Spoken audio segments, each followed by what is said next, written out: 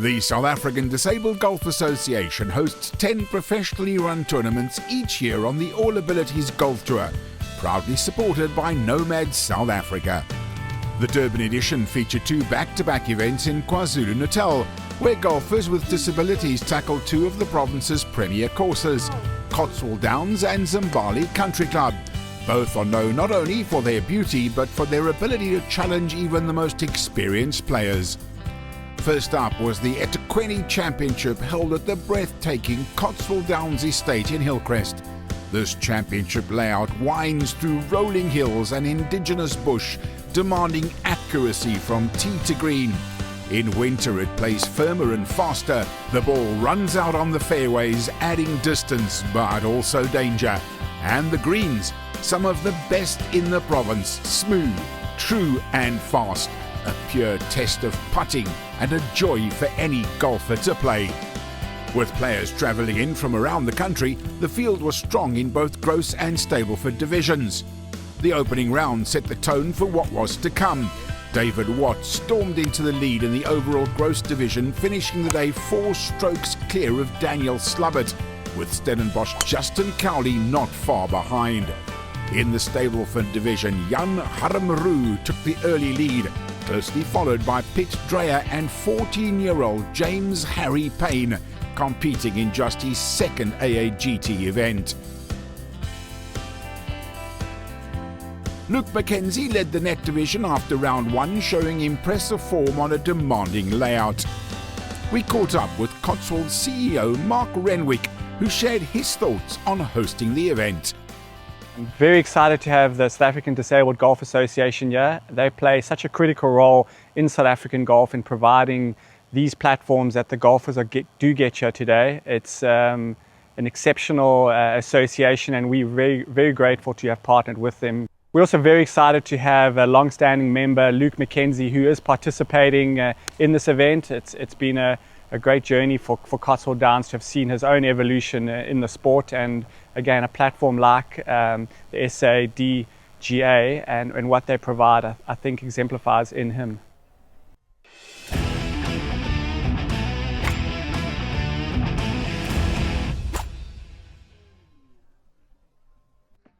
The final round brought perfect weather once again and some standout performances across the board. In the net division, Ignation Douries, born with cerebral palsy, climbed the leaderboard with a solid second round to take the net title. In the Stableford division, Jan Harm-Roux held his nerve to finish with a total of 65 points. Schreuder secured second place,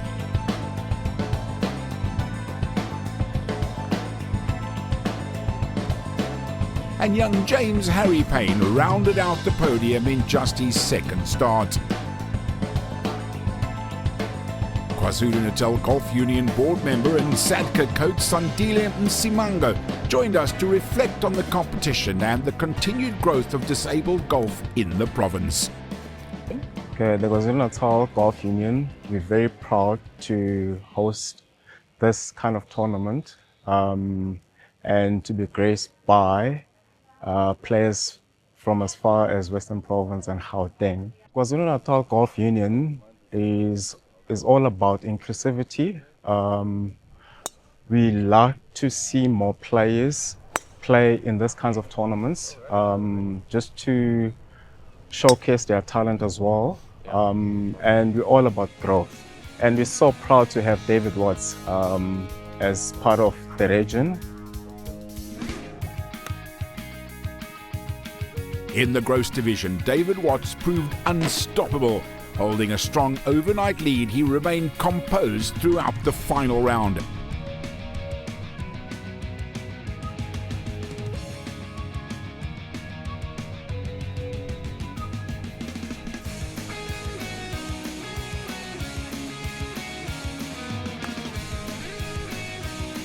Posting level par to finish 5 over for the tournament, taking the title of eThekwini champion by a commanding 11 strokes.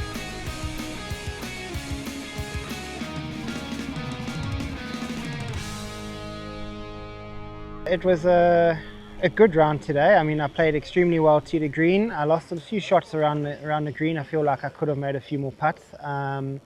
But yeah, very happy with where I'm at the moment. You know, it's kind of building up from, you know, kind of a slow start to the year to kind of getting into a good space. You know, I have a couple of big international events coming up, and yeah, I'm feeling pretty good. So happy with how I played today. I don't often get to play at home, so to play in KwaZulu-Natal, the KZN Golf Union obviously supported me tremendously over the years. The Nomads events like this wouldn't happen without them, and then, you know, to Cotswold as well. Cotswold's it's a wonderful facility to have in Durban. You know, it's got arguably the best greens in the country.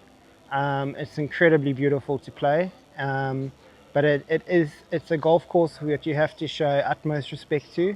You can't short side yourself, you can't miss in certain places, so you've got to play quite cautiously at times. But if you hit good shots, they will be rewarded. And it's very much a kind of a positional play golf course, particularly kind of going into winter where we are now. It's firm and it's fast, so distance-wise, it plays a little bit shorter, but around the greens, it plays quite a lot, you know, tougher. Very quick greens. You can get some nestled down some of the rough around there, and it makes it very, very tricky to play. So, an incredibly good test of golf, and you know, just a wonderful golf course. And you know, I'm a very proud Cotswold member.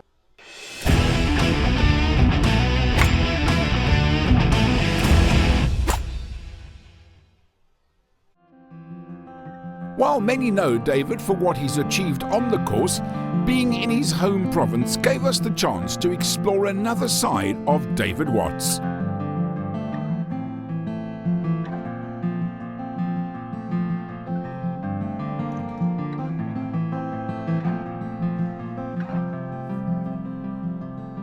I was born with fibula hemimelia, which is in my lower left leg, which basically means I was born without my fibula and missing a growth plate and kind of a deformed foot. So I only have 3 toes on my left foot. So obviously my left leg didn't grow like my right leg did, or like a normal leg would.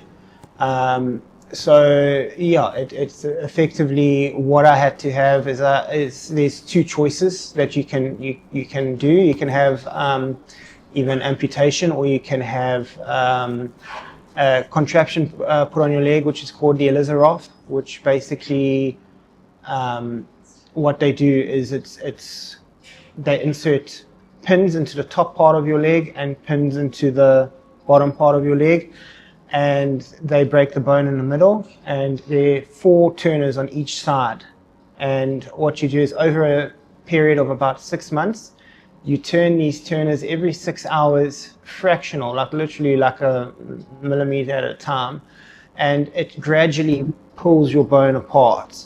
And what happens is, after you've finished that like initial period of 6 months, there's probably about 7-8 centimeters of gap between the bones, and then you keep this Elizarov contraption on, and new bone then grows in that place, so it lengthens your leg. So I mean, I had 3 of these operations. I had them at the age of 6, at the age of 12, and at the age of 16. So you have to have them done before you finish growing. And my leg was lengthened a total of about 27 centimeters over those 3 operations. So all in all, it's around about a year that this procedure takes. So yeah, I mean, obviously it greatly affected, kind of my, the activities that I could do as a child and growing up and being at school. And that's kind of what led me to playing golf, because golf is obviously conducive to a wide variety of people. It's not it's not a contact sport. It's not a heavy sport on your body, and there's a huge number of ways that you can play, and that's kind of was one of the main reasons I think my parents got me into golf at quite a young age. There's a lot of time away. I mean, the only doctor at the time in the country that did that operations was based in Pretoria. So it was obviously quite an expensive exercise for my parents as well. I was very grateful that, my parents could firstly afford to give me those operations.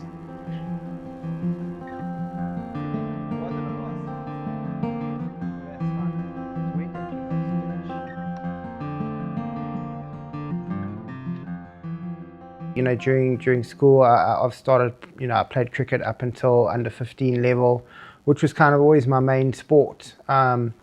Golf kind of came in round about when I was 11, maybe just before I was 11 years old. Obviously, I was never allowed to play contact sport because of my condition, and golf kind of became my wintertime sport. Eventually, it kind of took over, and I stopped playing cricket around under 15 level. Yeah, so I mean, obviously, also I did swim and play water polo. Swimming was always a great sport. I still do swim to this day. When I'm not being lazy. But yeah, it was. I swam pretty much up until kind of finished school. Water polo probably to about under 15 level. Obviously, that under 15 level might sound a bit strange to some people, but I had my last series of operations at that time, and I just kind of migrated completely towards golf after that. So that's kind of why cricket and water polo kind of ended there for me. During standard, it was grade 10, part of grade 11, I was completely out of action. The only thing I did during that time was golf, and even then it was kind of limited because of my operations that I had during that period. Dave started with us now about, I think it's been about 3 months. Obviously knowing him, knowing his disability, working around it's made our relationship a lot easier, and his work ethic is always strong. He is a guy that lives, breathes golf every night and day. And you can see it in his results. For a guy doing what he's doing, he's achieving enormously. We've got to understand what his disability is in order to make sure that we know how we're compensating. I mean, you're always going to compensate with individuals that have these things that are in their way. So we know with his lower half, below the hip area, we can't get that rotation that we need and that transfer. So we've tried to open up the hips a little bit more, put them in a position where he can clear earlier than what he used to. And with doing that, it's corrected a couple other things in the swing. It shortened the backswing up a little bit. And we were just discussing how he did at Cotswolds. I asked him for a couple more greens in regulation. He's given me 14, which is phenomenal, So things are moving in the right direction, but like I always say to him, my job as a coach is to make his bad shots better, not his good shots better. And yeah, his dispersion has come down, so his consistency is going to improve. And I think that the fact that we've opened a facility close to him just allows him the opportunity now to do the extra things that he needs to do and get a fighting chance to be as good as he possibly can. So it's been awesome coaching him, and we're working really well together, which is nice because I know his history, he knows my history. Even though I'm really hard on him sometimes, he's got his own opinions and points of view, but we find a happy ground. So I feel like it's a good relationship that's working in the right direction. And I'm looking forward to the years to come and the results that are gonna happen. My leg is stable and it's solid. My right side is obviously a lot stronger than what it would normally be if I didn't have that condition. But in terms of what I need to kind of get around the golf course, this has been a big part of, my ability to play. I mean, I've had this is also a knee brace that I've had since I got this in 2010. So what it does is it actually, the way that it fits on my leg is that it goes around my knee like this, and then it straps up here and it clips on there and then around the bottom as well, and it actually pulls the leg a little bit out that way because I have a tendency to be a bit knock-kneed. And this has been it's been an incredible product. I mean, it's literally, it's given me the ability to play golf and,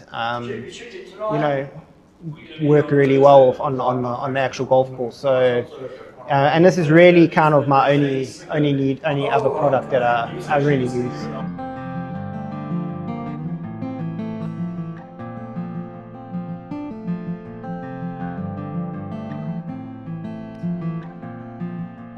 You know, I've been fortunate enough to kind of be given the opportunity to play some incredible tournaments over the past couple of years.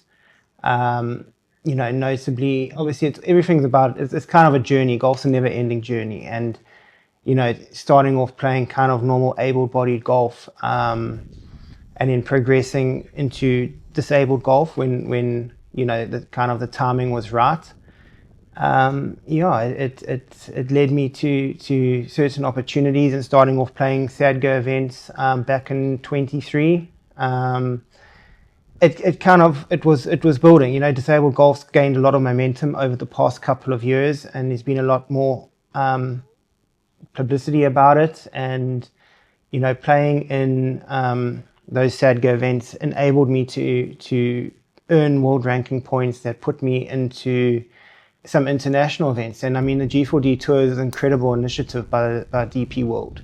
And you know, for me as a player, the greatest thing that we can have is the opportunity to play.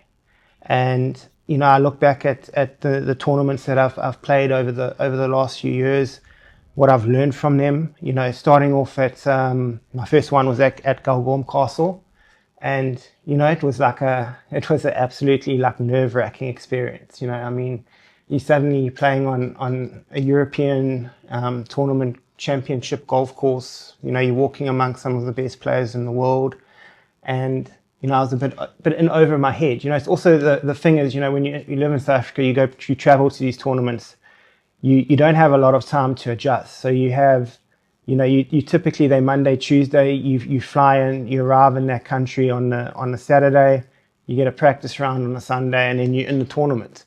So that was the hardest thing for me to learn how to adjust to different conditions as quickly as possible. And it took me a few tournaments. But the one thing that I was always proud of when I look back was how every tournament I improved in. And you know, it eventually, I mean, the biggest tournament that I've won was the Singapore Classic. You know, I mean, it goes back to, I think it was in February 23. I didn't have a lot of expectations going in. I was playing all right, but you know, it's always tricky. And the thing that Singapore was great for me was that it was probably the fairest playing field in terms of everyone had to travel to that event. And it was almost a bit like home. You know, it was hot, it was humid, it was like Durban.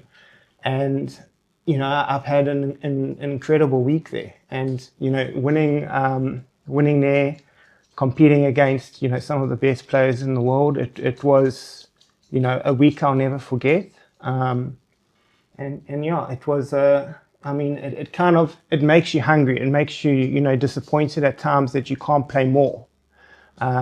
So that was, you know, it kind of, that's what kind of really lights your fire. You want to get back there, so you work harder and you try harder.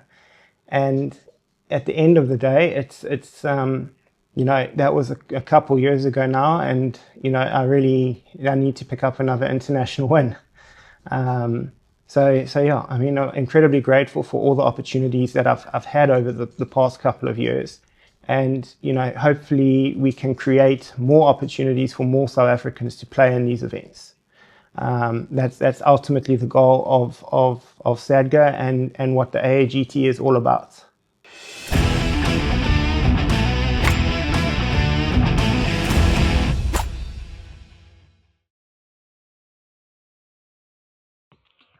From Hillcrest, the tour moved down to the coast for the KwaZulu-Natal Classic, played at the world-class Zimbali Country Club.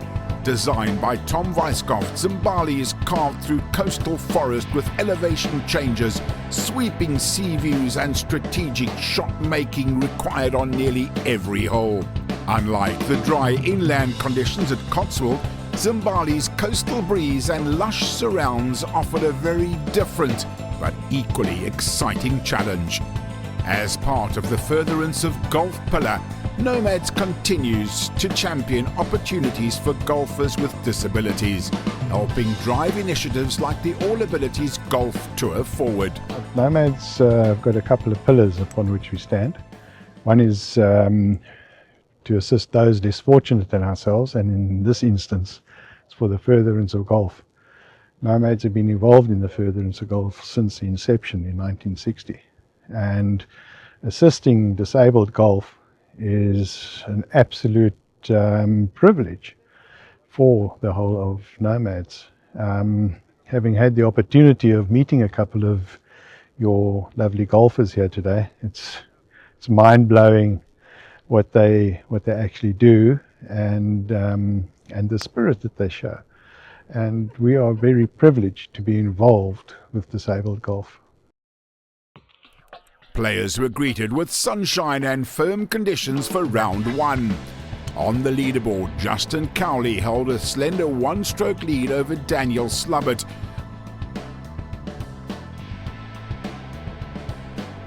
With Gareth Dudgeon in third.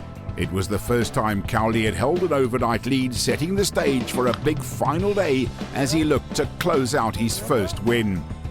In the Stableford division, Christoph Teets and Piet Dreyer ended the opening round tied at the top, while Robin Singh led the way in the net division.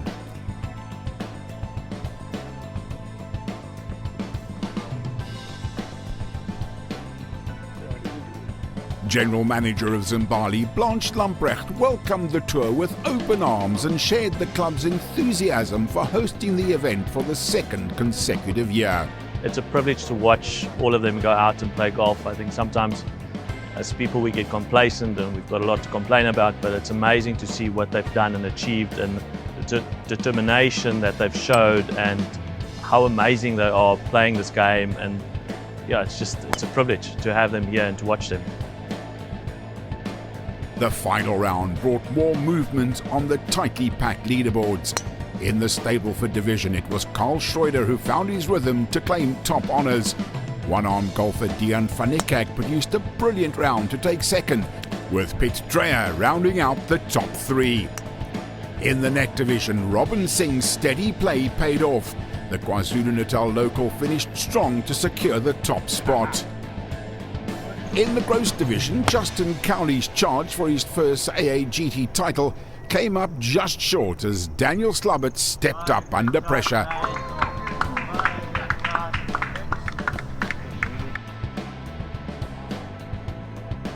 Robin Singh, with his win in the net, also rounded out the gross podium in third.